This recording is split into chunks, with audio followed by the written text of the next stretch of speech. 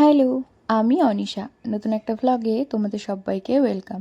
আশা করছি তোমরা ভালো আছো আর আমিও বেশ ভালো আছি। সকাল সকাল ঘুম থেকে উঠে বিছানার চাদরটাকে চেঞ্জ করে নিলাম। আগের চাদরটা বেশ কয়েকদিন হলো পাতা ছিল, তো ধুলোবালিতে নোংরা হয়ে গেছে, তাই ভাবলাম আজকে কেচে দেব। বেশ কয়েকটা জামা কাপড় আছে, তো সেগুলো একসাথে বার করে আজকে কেচে দেব।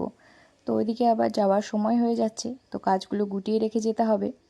তো বিছানাটা ঠিক করে নিয়ে চলে এসেছি এক কাপ চা করতে। এবার একটু রিল্যাক্স করে চাটা খেয়ে নিই, আর তারপর বাকি কাজগুলো সারা যাবে। খুব একটা কাজ নেই, সকাল সকাল ঘরটা মুছে নিয়েছি। তো এবার চাটা খেয়ে অন্যান্য যে টুকিটাকি কাজগুলো আছে, ব্যাগ ট্যাগগুলো গোছাতে হবে, তো সেইগুলো সেরে নিই।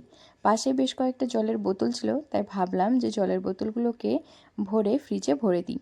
আর তারপর যে কাপটা ছিল সেটা ধুয়ে নিলাম, আর তারপর চলে এসেছি বিছানার চাদরটাকে পরিষ্কার করার জন্য।